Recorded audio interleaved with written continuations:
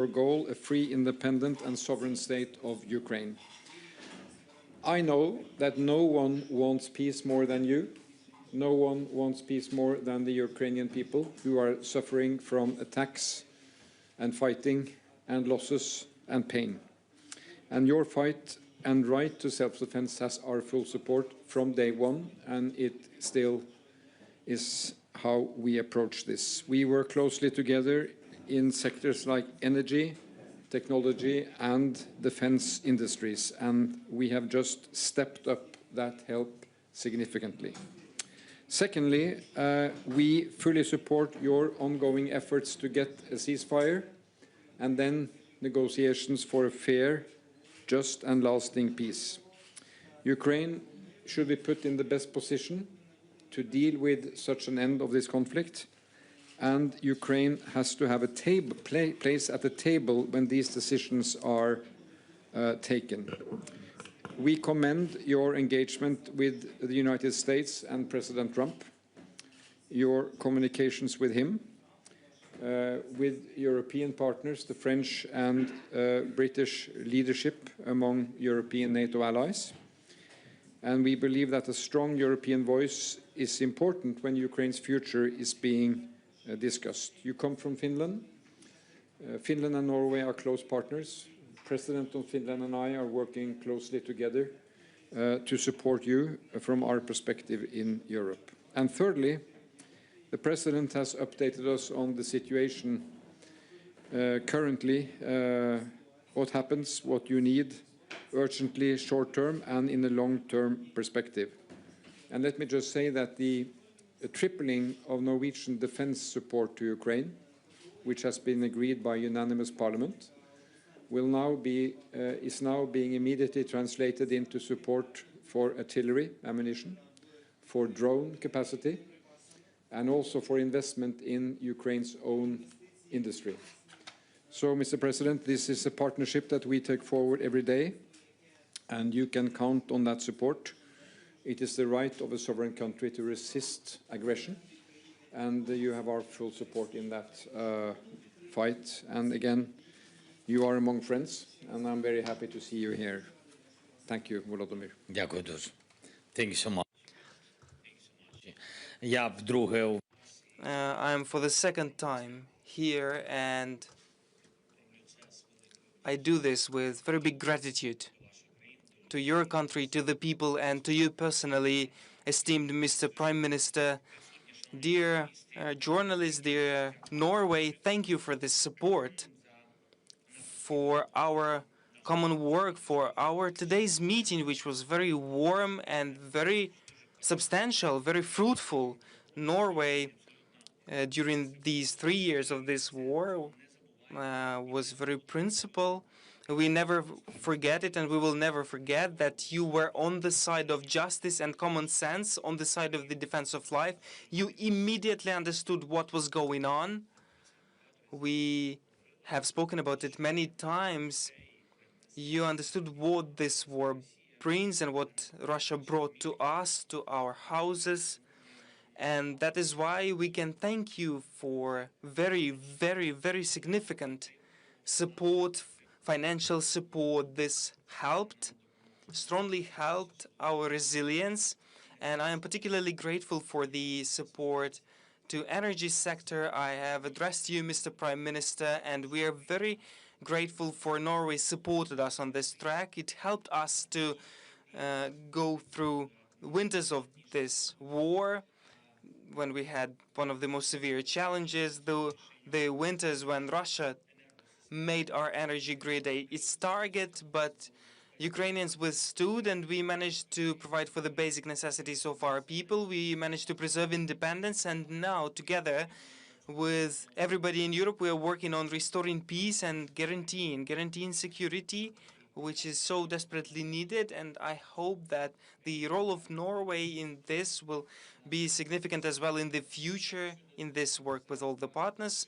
Regarding the diplomacy and the future security guarantees, Europe, America, all our partners in the world must work together, and I hope that Norway will be part of the efforts to guarantee the security and I'd like to now praise your recent decision, the decision of Norway to increase the support to Ukraine to almost $8 billion as of today. It truly adds up to our long-term confidence, and it is a very strong, very powerful contribution, and it is important that it's done at this very moment when diplomacy became much more active for the sake of ending the war. And I agree with you that it is very important that in these diplomatic steps, Ukraine is in the best condition possible, that Ukraine is resilient. And thank you so much for what you're doing, dear Jonas. We underscore that only with strong positions of Ukraine, strong diplomatic work can happen, and a truly reliable end to this war. And we wish for it more than anybody in the world, and it is just because we have the war on our soil.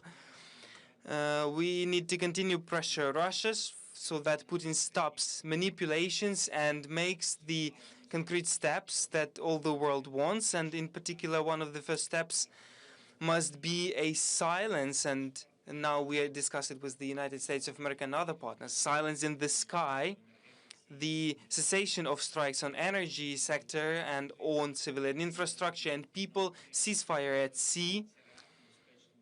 We can consider truly secure maritime navigation, and we must also eventually end up to the ceasefire everywhere on the territory of our state. These are important steps of all the parties. But first and foremost, everybody saw that Ukraine unconditionally agrees to it, and we wait until the aggressor accepts this. At least we expect that the partners will put pressure on Russia. Undoubtedly, the return of the prisoners of war, of our civilians, is important, of all the people, of children, to bring them back home. The process is difficult. On a daily basis, we fight for the result. Yesterday we had this moment of happiness when more than 190 of Ukrainian peoples were brought home, 197, and this is the horrific moment, one of those moments in the war. They always go hand in hand, the moments of tragedy and moments of happiness when the close ones, the relatives, were meeting their close ones at home. These are important steps of diplomacy, and we very much count on the diplomacy that will pressure Russia. We have discussed today with Mr. Prime Minister concrete ways on strengthening our defensive capabilities. We are already grateful for the NASAMS system. They have never let down our people. They were protecting them from the Russia's missile strikes. It is important to us to continue this, to count on the production, on the investment in defense industrial base, our joint production, the ventures that we can create and develop. And I am sure that Europe now needs a new wave of such industrial and technological development, so that the continent has everything necessary for its protection, and so that Europe becomes more independent and strong in such global competition in the world, so that Europeans have good, modern jobs. And also, we must pay more of a joint attention to the development and protection of infrastructure. We speak about this having an experience. We underscore how important it is. Everybody sees how much danger there is for the underwater infrastructure in the European seas because of the enemy's activity.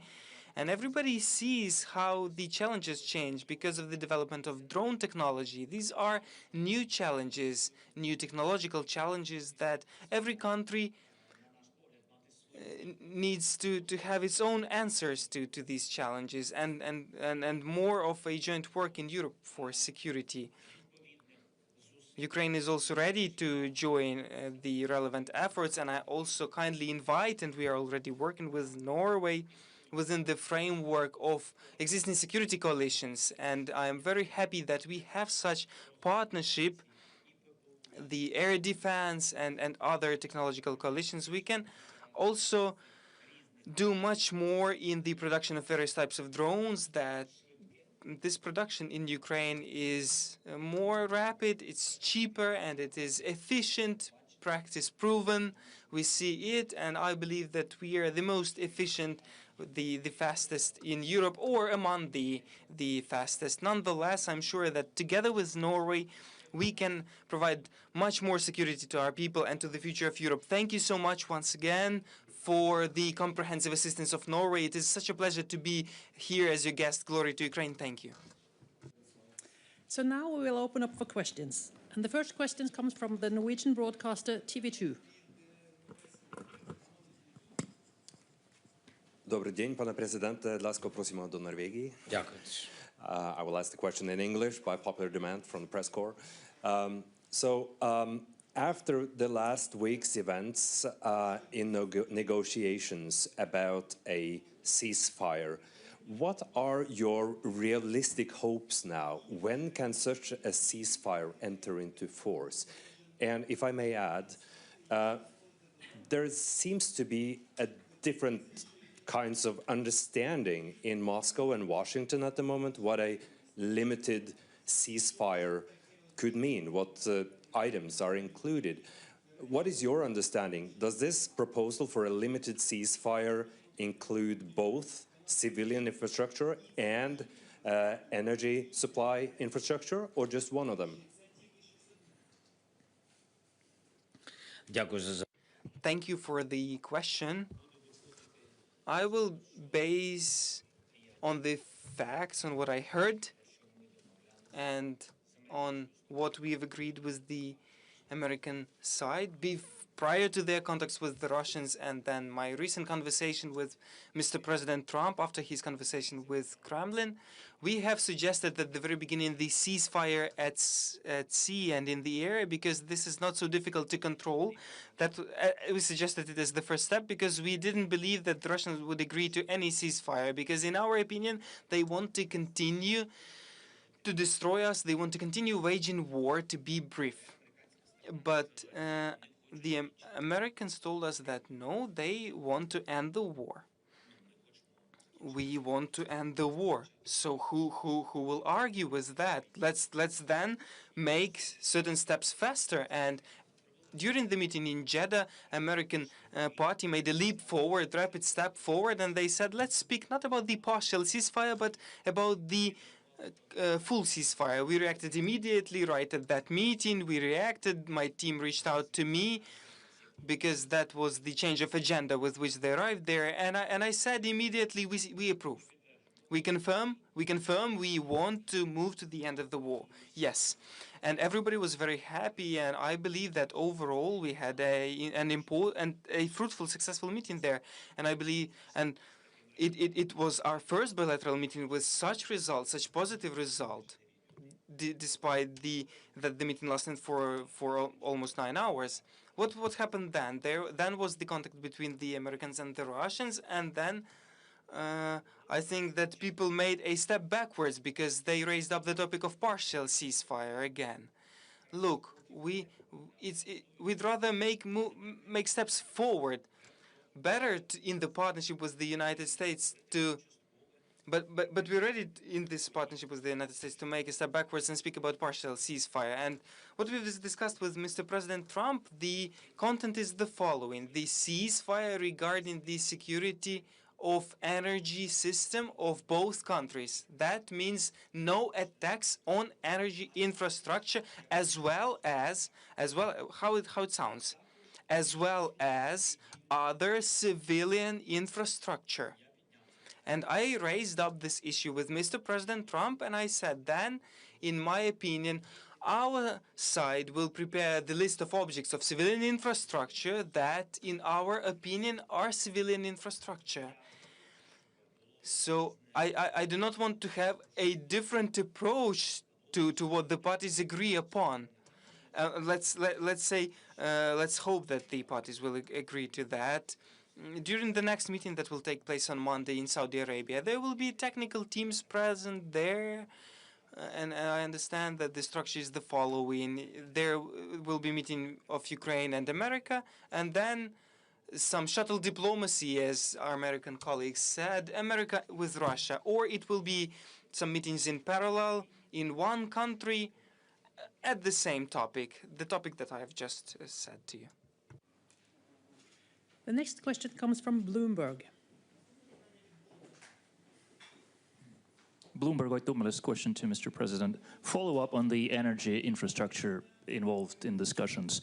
Is it only the Zaporizhia nuclear plant that's under discussion in terms of United States taking ownership in it? Or are any other Ukrainian energy assets being discussed as part of any potential agreement?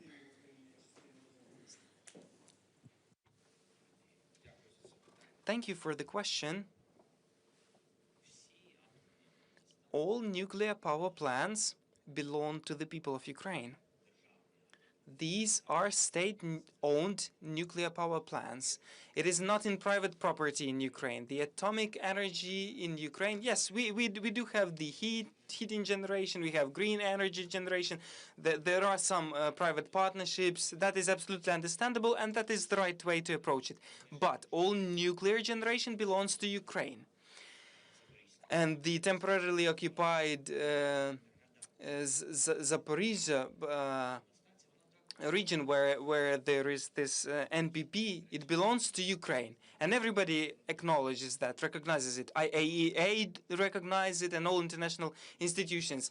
Even more so, the people who work there, the staff there, they have received the salaries from the state of Ukraine there, and they are citizens of Ukraine. Yes, they changed the leadership of the Ruskies, illegally changed the leadership of the staff there. But all the staff, all professionals, all nuclear scientists there are Ukrainians. You know how they put them there. They took their children, took them, abducted them to the territory of Russian Federation. This is why the people work there. For the sake of your child, you will do everything. I think that you will agree to that. And I, as father, can say to you that that is just a fact. That's why the issue of the NPP that is not working, that is dangerous, because yes, it is being maintained, but not in a proper way, despite that there is a IAEA commission there and there are inspectors there present. Everybody understands that it needs to cool down, and for it needs to be sustained technically properly.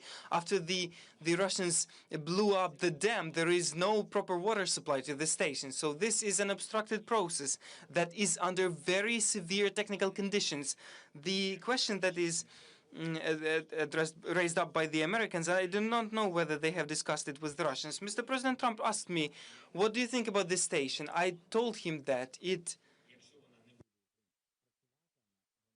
if it does not belong to Ukraine, it will not work for anybody. It is illegal, and it's not capable of doing so. And it is a state-owned enterprise and cannot. The issue is that, and we've heard the voices, if Americans think that how to find the solution from this situation, and they want to take the station from the Russians, and they want to invest there to modernize it, that is a completely different issue. We're open to discuss it, but the issue of property, we definitely did not discuss with Mr. President Trump. Even more so, we did not discuss the messages that you have said here. I saw such messages in the press regarding the overall generation in Ukraine. No, we will not discuss it.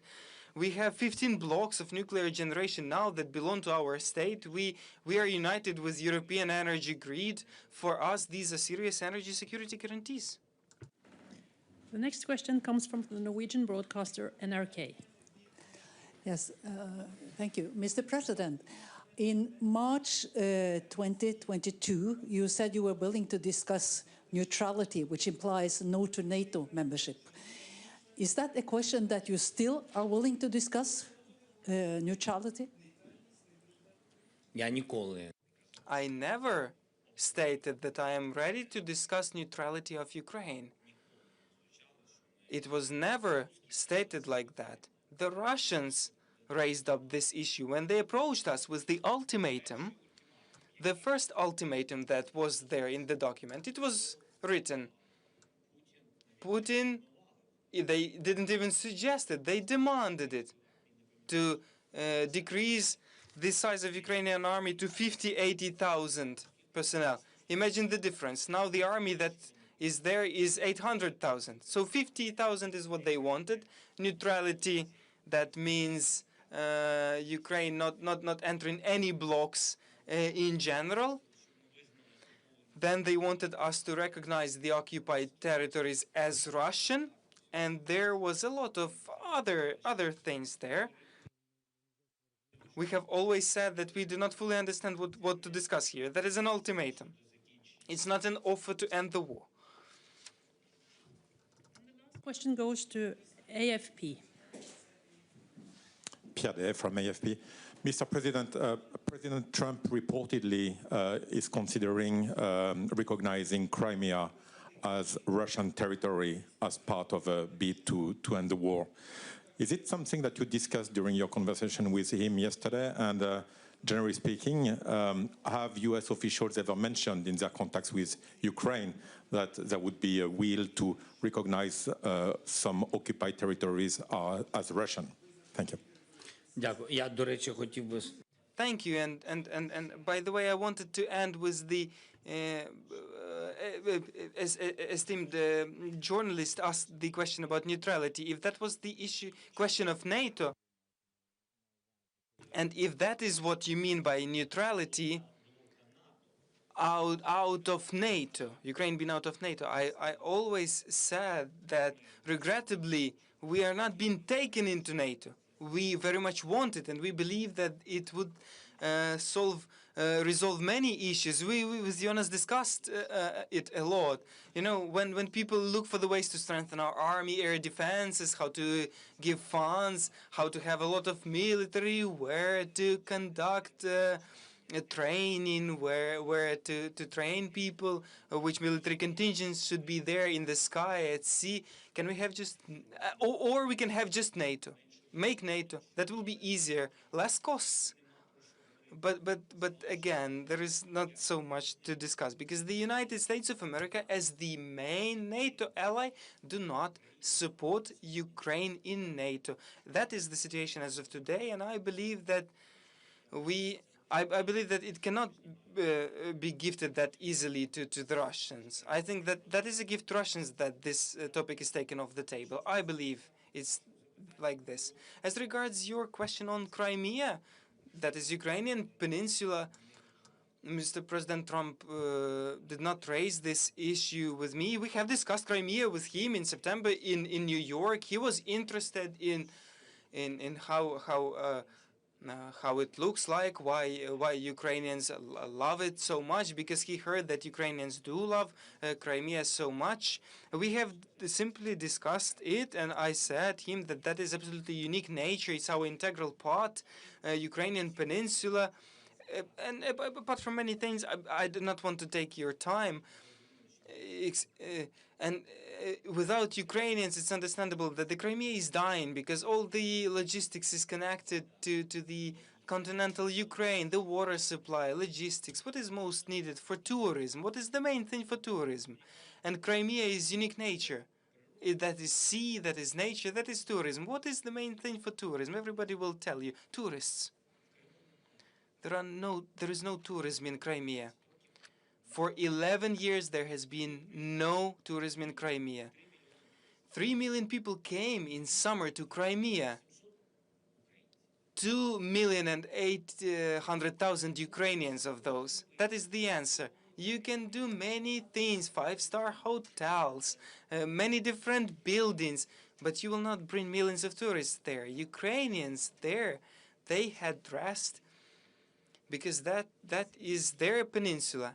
And nobody can do anything about that. People there now have no proper salaries. There is nothing there. Everything is just dying out, the nature.